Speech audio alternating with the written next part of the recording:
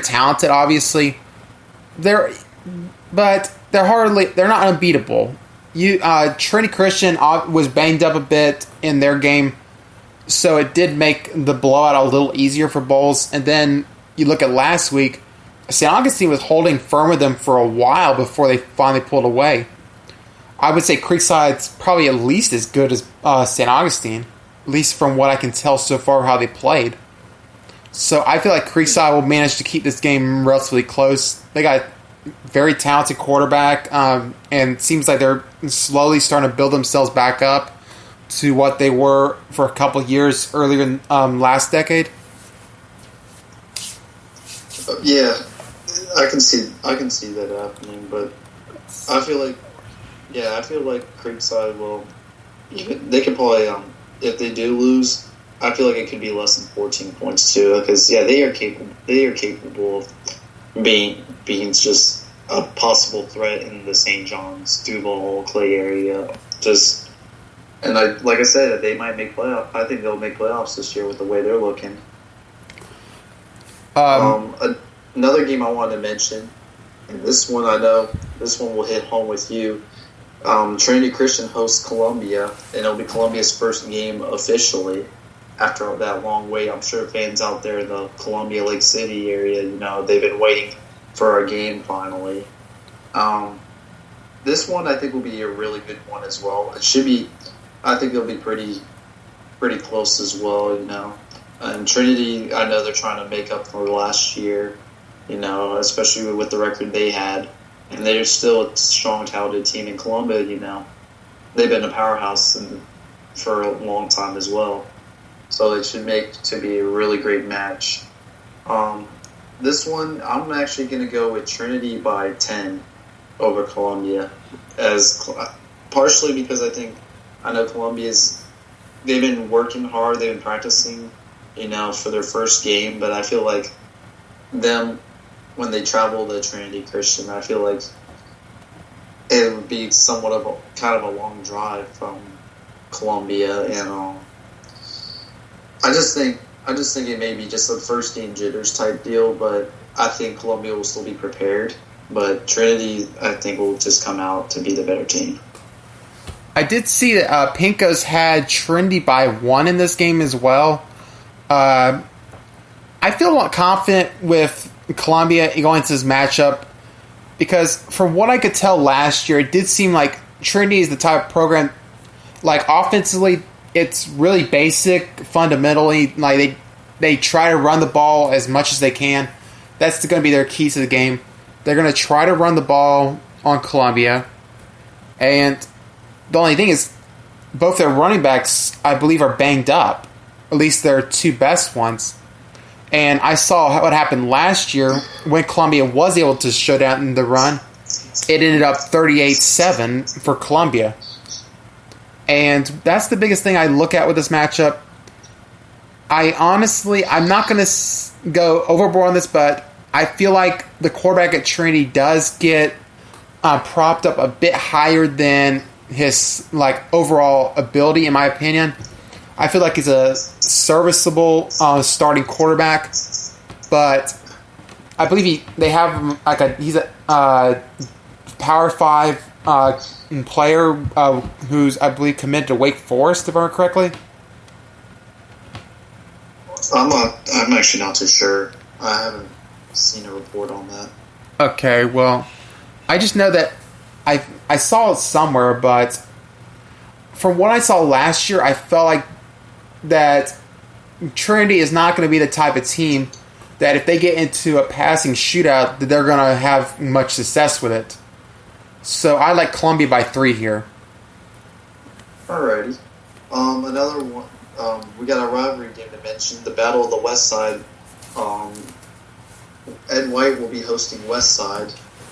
Interesting. This game, I know it's been kind of the rivalry in the past. It's been kind of, it hasn't been as talked about or as exciting, especially when West Side struggled, and Ed White kind of had the same struggles as well. But now both teams they're somewhat, I would say, equally talented. But West Side's the team who's been talked about a lot in the Jacksonville area. They've been looking really good as well.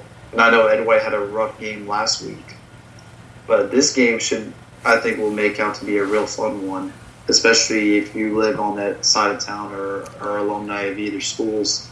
It's definitely a big one no matter what, because that's just that rivalry out there on the west side part of town. But this one, I got West Side winning by 17 over Ed White.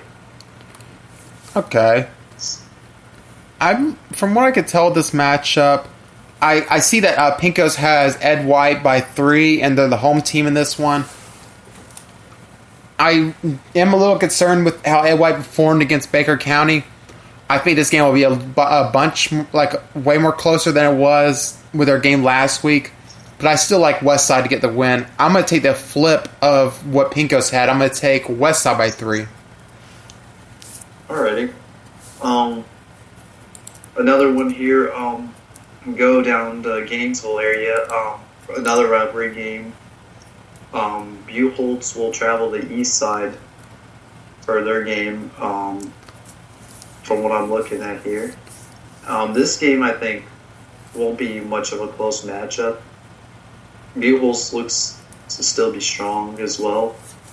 I mean, I don't know about if they're as good as the last few years, but they've always been a team where they've showed a lot of strength and having a pretty solid team as well.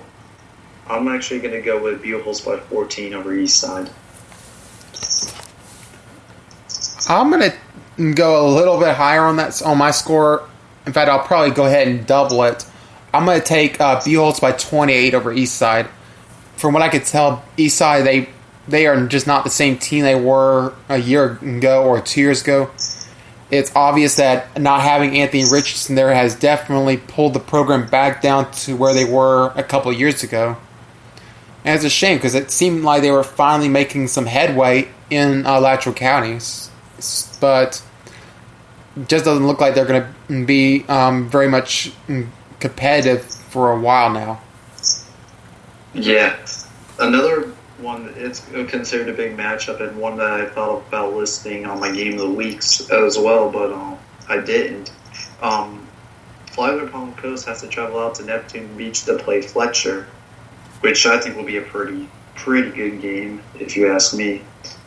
I know Flagler destroyed their county rival Matanzas last week, and Fletcher got shut out by Fleming Island, which was kind of a shock to me, actually, because Fletcher, I think, is still a pretty talented team as well.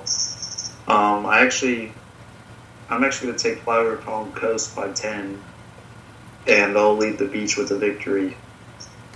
I noticed that you have the same spread on that as Pinkos did. He had Flagler Palm Coast by 10, and I guess I'll go with that as well. I'll take Flagler Palm Coast by 10 here over Fletcher. Yep. Another one that I'd like to mention as well, we got a St. Johns County matchup. Pedro Menendez, with their new interim coach that they have, will be traveling to Ponte Vedra. I think that game will be, I'm not expecting like a very high scoring game between both of them, but I got Ponte Vedra winning by 14 over Pedro Menendez.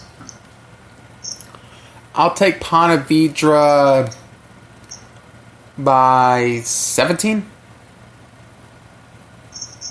I mean, like I said, I don't think it'll be a high scoring game either, but I think it'll be at least 2 touchdowns. It's just Ponte Vedra just looks, they still look really strong this year, and they are a playoff potential team right there. Another one further out west towards the Panhandle, Suwannee will be hosting Bradford, which I think will be a pretty good game as well. I believe I have that listed on my Game of the Week as well. Oh wait, no, I don't actually. But that, I think, will be a pretty close game. Suwannee's looking a lot better than they have been in the past, and Bradford is still a strong team despite their outcomes. Bradford is a team they have a lot of potential as well. I'm actually going to go with Bradford by 13 over Suwannee. Interesting. Let's see. Pinkos has Suwannee by 4 over Bradford. I would guess I'm going to go Bradford by 3 here. I mean, yeah, I wouldn't be surprised if it's a close game either. Both teams are pretty solid. But another one, Reigns has to travel to Orange Park, and that game should be pretty interesting, especially since, Reigns, like I said, they have a younger team as well, but still talented. In Orange Park, they've been having some struggles, but I feel like this could be the game they can score some points and look good. But I got Reigns winning by 12 on this one. You could be right that it could end up being better, but I kind of lost a lot of confidence in Orange Park with how they their games the last 2 weeks have been. I like Reigns actually to win pretty big here. I'm going to take Reigns by 28 over Orange Park. Yeah, that's a big guess right there, man. See what else we got here. I know there's plenty of games this week. Trinity Catholic at Gainesville should be a decent one. Oh, yeah, can't forget about that one. I know that one's been talked about, too. What are your thoughts on it? I was impressed with how Trinity Catholic was able to go blow for blow with South Sumter, who had the previous week went up against Madison County over in Boot Hill and really took it to them for most of the game.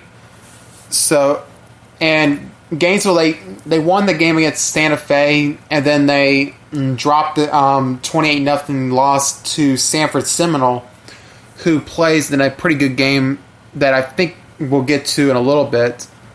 I'll take Trinity Catholic by 7 here over at Citizens Field. Yeah, I think it'll be a pretty good game. Gainesville's, I know they're trying to be a better team as well, and they got talent out there for sure. And Trinity Catholic's been pretty decent at football as well. Actually more than decent, they've been good as well. I'm actually going to go with Trinity Catholic by 7 as well. Speaking of Sanford Seminole, they'll be hosting Daytona Beach Mainland.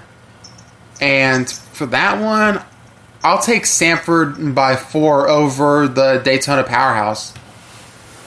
This one I think will be a pretty interesting game, but Sanford Seminole's always been a pretty strong team down in the Central Florida area, and so is Mainland as well. But I think Seminole will come out on top and win by 2 touchdowns, by 14. Okay. Let's go up to Tallahassee. It's Tallahassee starting their games tomorrow, I believe, and it's actually on my game of the week too, and I believe it's the only one in Tallahassee. I might be wrong, but the one that was talked about, I think, out in the Panhandle was Childs travels to play Godby. I think that game will be a pretty good one. I think it'll be pretty close. Godby, they're a little younger as well, and Childs is a team where they look like they could be promising as well. I'm actually going to go with Godby by 7. I could buy that. I'll take Godby by 10 in this one. There was one other game in the Tallahassee area. That'd be Madison County traveling to Florida High. Oh, yeah, that one I have mentioned as a game of the week too. And both teams, they're very strong as well. They're really good teams, but I got Madison County by 14 on this one. I'll take the Cowboys by 7. It should be a close game for sure, though. I mean, but Madison County, they're like, I feel like they're once again the strongest team in the whole Panhandle, and it's big, especially for a small school as well. Another one I'd like to talk about, which this one I consider it being big here in Jacksonville. Ribault and Sandalwood will be playing each other. It'll be at Ribault. Sandalwood's a team, they have all this talent, and they got great players, and Ribault's kind of building themselves up again. And I think Sandalwood would actually win this game by 14 over Ribault. Pincos has them by 13. I could buy, and I'll buy Sandalwood by 14. I think it'll be a pretty interesting game too. If it's close to, I wouldn't be too surprised either. Especially since both teams, especially Ribault's building up again. Another one going back down further down south. DeLand and Deltona will be playing each other, and what it's listed on here, it says they'll be